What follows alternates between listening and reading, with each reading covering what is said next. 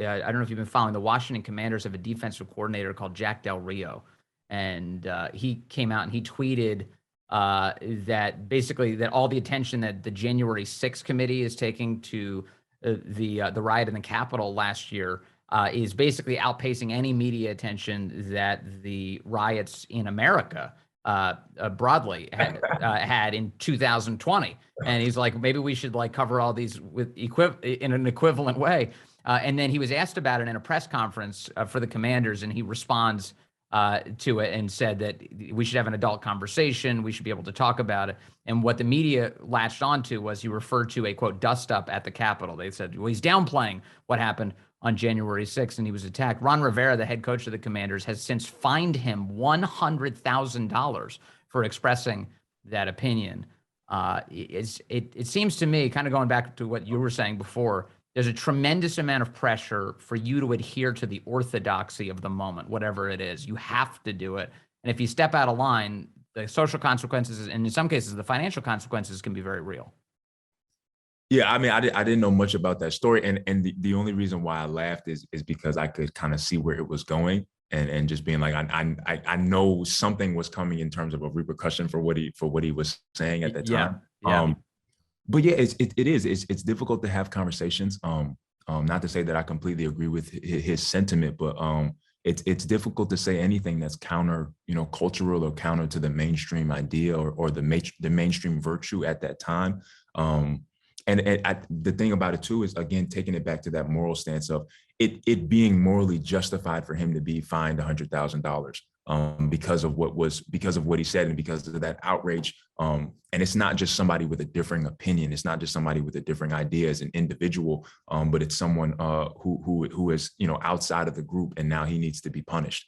And so I think it's unfortunate, that has to go on. I don't think it's necessarily, only dominant to one side. Both sides do it at the end of the day, but it just sucks. Yeah. Yeah, I mean, I do think the Del Rio thing, as you stated, had it been the other side who downplayed, the injury of over 100 police officers and downplayed, an officer lost 3 fingers, another officer lost an eye. Like it was a really serious moment, particularly for police that day. And, people were threatened. I think that was a serious moment, and I think that there were people who were justifiably upset by that. And one of the things about the NBA and the NFL, which are very different in so many different ways, but one of the things about the the NFL and the NBA is that whatever your conduct is, and I've heard this talked about with regard to the possible suspension of Deshaun Watson. It doesn't necessarily mean that he's guilty of a crime. It's right. That he's reflecting badly on the business. He's making it hard on the business, and this is a business. So if you are, if Vince says something upsetting and it's bad, reflects really badly on, I'm not saying this would happen, but, really badly on the Daily Caller, and the Daily Caller says, we're going to sit Vince for, 2 weeks. And I'd be like, thank God, the guy needs to get out of here. But no, I'm kidding. But, they sit Vince for 2 weeks. That makes sense because he's reflecting badly on the business. And, as we all stated, this is about the bottom line. This is about the business. And that's what I felt that, that's why I thought that the fine happened. And, Jack Del Rio has since shut down his Twitter for those reasons.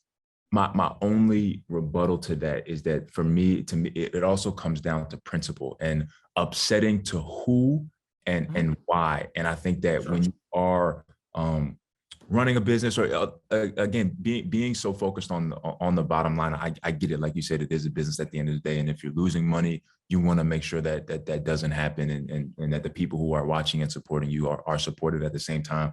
But I do think that there is a principle in there that if it's lost, it's a slippery slope until, you see, some of the things that are happening with people getting canceled and everything like that.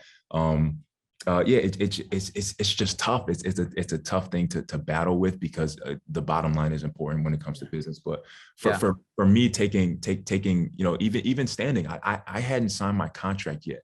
I was up for a contract extension that upcoming summer, and I hadn't signed it yet. And I knew that could be something that I could be canceled for, because of, you know, standing for the national anthem or refusing the vaccine or anything like that. Like that's something that could have happened, but it was more so for the principle for me, that I was like, you know what, people losing their jobs and people's religious and medical exemptions being denied is not something that I'm okay with.